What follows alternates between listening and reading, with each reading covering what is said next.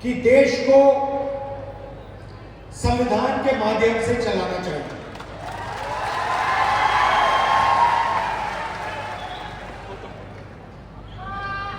प्रधानमंत्री जी कहते हैं कि मैं संविधान को पब्लिक मीटिंग में दिखाता हूं और संविधान खाली है। संविधान उनके लिए खाली है क्योंकि उन्होंने ये संविधान जिंदगी में पढ़ा नहीं है। उनको कोई आइडिया नहीं कि इस किताब के अंदर क्या लिखा हुआ है। इसीलिए प्रधानमंत्री जी के लिए ये संविधान खाली है। वो कहते हैं कि लाल रंग का संविधान राहुल गांधी दिखाता है। देखिए इस पर क्या रंग है, नीला है, लाल है, हमें कोई फर्क नहीं पड़ता। इसके अंदर जो लिखा है उसकी हम रक्षा करते हैं, उसके लिए हम जान देना चाहते हैं।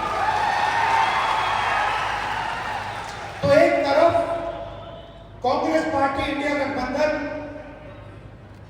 जो संविधान की रक्षा कर रही है, मैं आपसे पूछना चाहता हूं और आदिवासी भाई और बहन इस बात को सबसे अच्छा समझेंगे।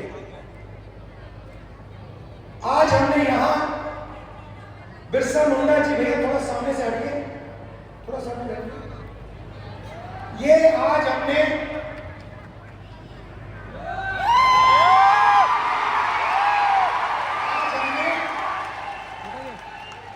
इनके सामने, बिरसा मुंडा जी के सामने हाथ जोड़े, मत्था टेका। मैं आपसे पूछना चाहता हूं, क्या बिरसा मुंडा जी की सोच इसमें नहीं है?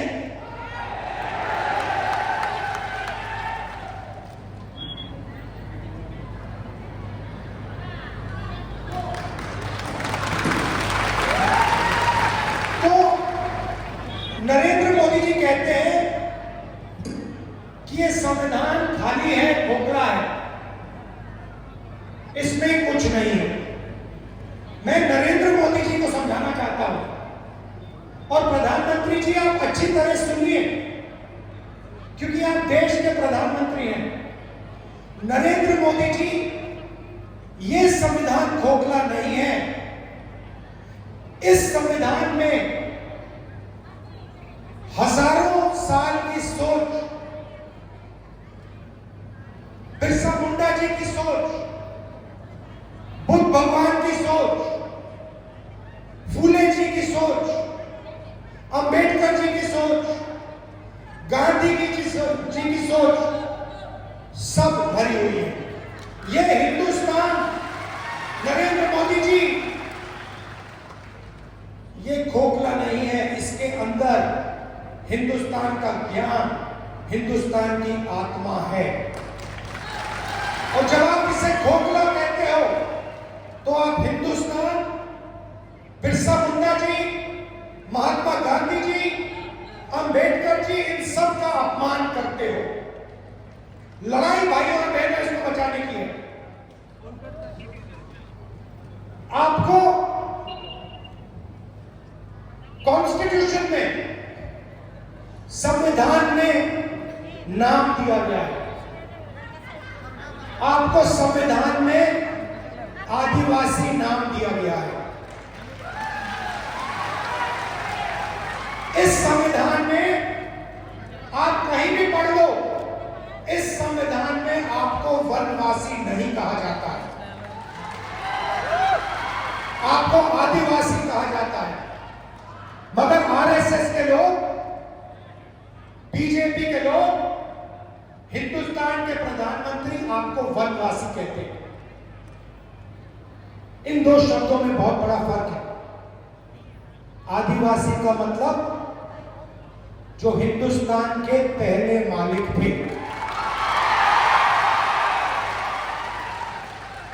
इस संविधान में बिरसा मुंडा जी ने जो त्याग किया, जो शहीद हुए, उनके शब्द हैं इसीलिए संविधान में आपको आदिवासी नाम दिया गया है। आदिवासी नाम का मतलब समझिए। आदिवासी नाम का मतलब हिंदुस्तान के पहले निवासी, हिंदुस्तान के पहले मालिक। मतलब ये जो जल है, ये जो जंगल है, ये जो जमीन है, उसका पहला अधिकार अपना बिजनेस ना चालू करें। वनवासी का मतलब आपके बच्चे पायलट ना बने।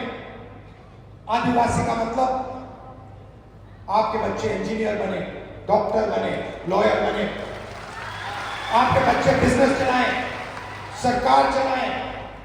यह है फर्क आदिवासी वनवासी। अब दूसरी बात आपको बताना चाहता हूं और इस बात को आप दिल में रखिए। हिंदुस्तान में आदिवासियों की 8% आबादी है। अगर आप 100 लोग चुनो तो 800 में से आदिवासी। सही बात? तो मैंने पता लगाया आबादी 8%। तो मैंने पता लगाया ठीक है भैया, अगर 8% आबादी है तो भागीदारी कितनी होनी चाहिए? अगर 8% आबादी तो कितनी भागीदारी? 8% होनी चाहिए। सही है गलत? सही है ना? बराबर है ना? अगर 100 में से 8 आप हो तो फिर भागीदारी भी होनी चाहिए 8 की। तो मैंने पता लगाया, मैंने कहा देखो भाई पता लगाते हैं। हिंदुस्तान की सरकार में आदिवासियों की कितनी भागीदारी है? 90 अफसर हिंदुस्तान की सरकार को चलाते हैं। 90 अफसर हिंदुस्तान की सरकार को चलाते हैं। जो आप जीएसटी का पैसा देते हो, रोज देते हो, वो पैसा दिल्ली की सरकार को जाता है, उसको 90 अफसर बांटते हैं। मैं आपसे पूछना चाहता हूं, अगर दिल्ली की सरकार 100 रुपए खर्च करती है तो उसमें से आदिवासी अफसर कितने रुपए का निर्णय लेते हैं? बताइए बताइए बताइए। शांत हो गया? ये आपको मालूम होना चाहिए, ये सच्चाई आपको मालूम होनी चाहिए। भाइयों बहनों, अगर हिंदुस्तान की सरकार 100 रुपए खर्च करती है तो आदिवासी अफसर 10 पैसे का निर्णय लेते हैं।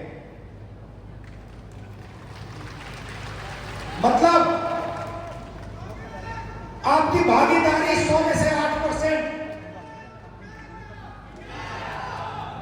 आपकी आबादी 100 में से 8, आपकी भागीदारी 100 रुपए में से 10 पैसे, 90 में से सिर्फ एक अफसर आदिवासी है और उस अफसर को पीछे कोने में बैठा रखा है, उसको काम नहीं देते। बड़ी मिनिस्ट्री उसके हाथ में नहीं है, उसको कहते हैं आप आदिवासी हो, आप पीछे बैठो, आप वनवासी हो, आप पीछे बैठो। यह बदलना है। बदलने का तरीका जाति जनगणना, कि सबको पता लग जाए कि सचमुच में आदिवासियों की कितनी भागीदारी है। मैं आपसे पूछना चाहता हूं, मीडिया देखते हो ना? देखते हो मीडिया? ये बड़े बड़े टीवी वाले एंकर हैं, इसमें से मुझे एक आदिवासी का नाम बता दो, एक आदिवासी का नाम बता दो, एक दलित का नाम बता दो, एक पिछड़े वर्ग का नाम बता दो। नहीं मिलेगा। हिंदुस्तान की सबसे बड़ी कंपनियों में, अदानी की कंपनी में, अंबानी की कंपनी में, मुझे एक आदिवासी नाम बता दो। नहीं मिलेगा। मजदूरों की लिस्ट निकालो, मनरेगा की लिस्ट निकालो, आदिवासी उसमें भरे हुए हैं। ये इमारतें आप बनाते हो, सड़कें आप बनाते हो, खून पसीना आप देते हो, मगर हिंदुस्तान में आपको भागीदारी नहीं मिलती है। ये सच्चाई है, इस सच्चाई को स्वीकार करना ही पड़ेगा। बैंक अकाउंट में देखेगी और महाराष्ट्र की सरकार, कांग्रेस पार्टी की सरकार, इंडिया गठबंधन की सरकार ने सुबह ही आपके बैंक अकाउंट में 3,000 रुपए डाल दिए। उसके बाद आप कहेंगे चलो मार्केट जाती है, चलो मार्केट चलें। आप जब बस में मार्केट जाएंगी आपको पता लगेगा कि कांग्रेस पार्टी की सरकार ने महिलाओं के लिए बस का टिकट फ्री में कर दिया। आप बैठेंगी, कोई आपसे पैसा नहीं मांगेगा, आप बिना पैसे दिए बैंक जाएंगी, 3,000 रुपए बैंक अकाउंट से निकालेंगी और वापस आ जाएंगी। और जब भी आपको बस की जरूरत पड़ेगी, महाराष्ट्र में आपको कहीं भी जाना हो, महाराष्ट्र की महिलाओं से 1 रुपया नहीं लिया जाए। अब किसान कहेंगे राहुल जी आपने महिलाओं को 3,000 रुपए दे दिए, इंडिया गठबंधन की सरकार ने महिलाओं को 3,000 रुपए दे दिए, हर महीने जनवरी, फरवरी, मार्च महिलाओं के बैंक अकाउंट में आ जाता है, फ्री में बस में घूमती हैं, हमारा क्या होगा? सब किसान कहेंगे। मैं उनको कहना चाहता हूं 3 लाख रुपए तक का कर्जा आपका माफ होगा। और जब आप धान, सोयाबीन, कपास बेचोगे तो आपको सही दाम, minimum support price Congress party की, इंडिया गठबंधन की सरकार देगी। जाति जनगणना की मैंने बात कर दी, हम महाराष्ट्र में जाति जनगणना कराएंगे और पता लगाएंगे कि आदिवासियों की कितनी भागीदारी है संस्थाओं में, सरकार में, ब्यूरोक्रेसी में। आदिवासी, दलित, पिछड़े वर्ग के कितने लोग हैं? पार्लियामेंट में मैंने कह दिया, लोकसभा में नरेंद्र मोदी के सामने कांग्रेस पार्टी की सरकार जाति जनगणना करेगी। अभी जो 50% का आपने रिजर्वेशन में दीवार लगा रखी है उसको हम तोड़ के उड़ा के फेंक देंगे। रिजर्वेशन को हम 50% से आगे ले जाएंगे। लोकसभा में मैंने बोला ये फायदा मैं आपसे कर रहा हूं, जाति जनगणना और 50% की दीवार कांग्रेस पार्टी की सरकार दिल्ली में तोड़ेगी, महाराष्ट्र की सरकार यहां तोड़ेगी। जाति जनगणना हम करके दिखाएंगे। सबसे ज्यादा कष्ट गरीबों को इलाज से होता है। गरीब किसान को दिल का ऑपरेशन करना हो, पेट का ऑपरेशन करना हो, किसी को कैंसर हो जाता है, कैंसर का इलाज करना होता है, तो गरीब किसान कर्ज में डूब जाता है, आत्महत्या कर लेता है। दिल का दौरा पड़े, कैंसर हो, किडनी की बीमारी हो, लिवर की बीमारी हो, पेट की बीमारी हो, आप अस्पताल जाओगे, 25 लाख रुपए तक का इलाज आप मुफ्त में करवाओगे। और युवाओं को, बेरोजगार युवाओं को 4,000 रुपए प्रति महीना जब तक वो रोजगार पालेंगे, और 2.5 लाख सरकारी रोजगार जो नरेंद्र मोदी और बीजेपी की सरकार, महाराष्ट्र की सरकार नहीं दे रही, वो हम आदिवासियों के, दलितों के, पिछड़ों के, गरीब जनरल कास्ट के लोगों के हवाले करते हैं।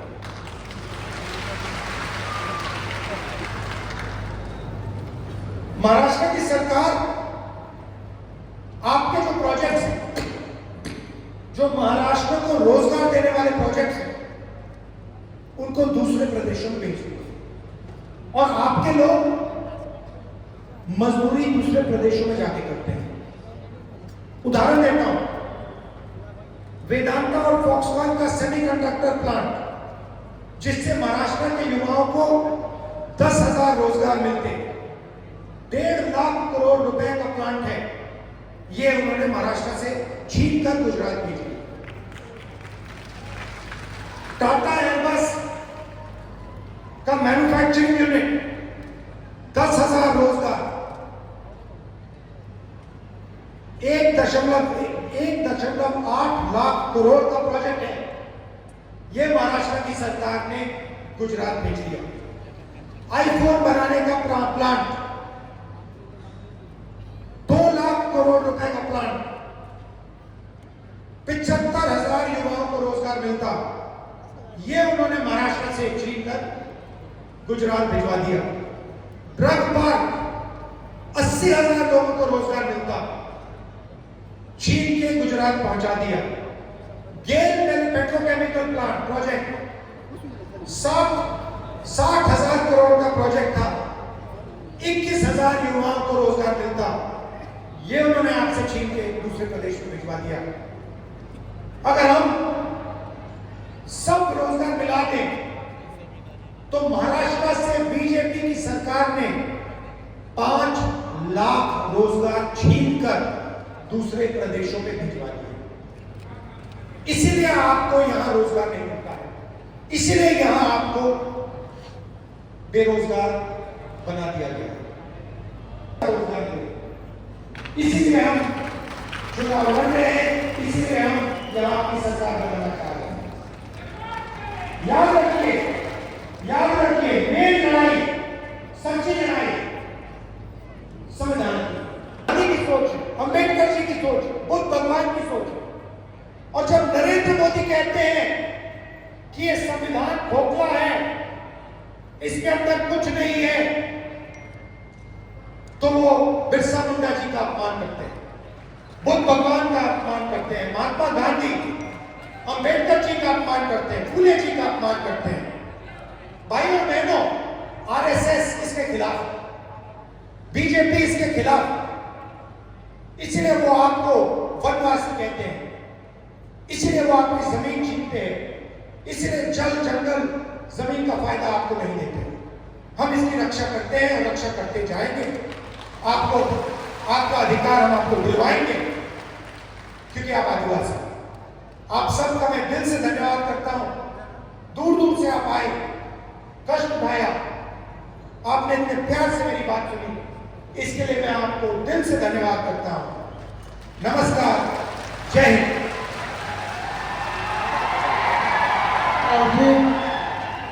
बहुत बहुत धन्यवाद सर।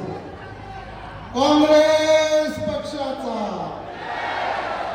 एकच चाले, खेळ आखे आवे नाही। धन्यवाद भाऊजी।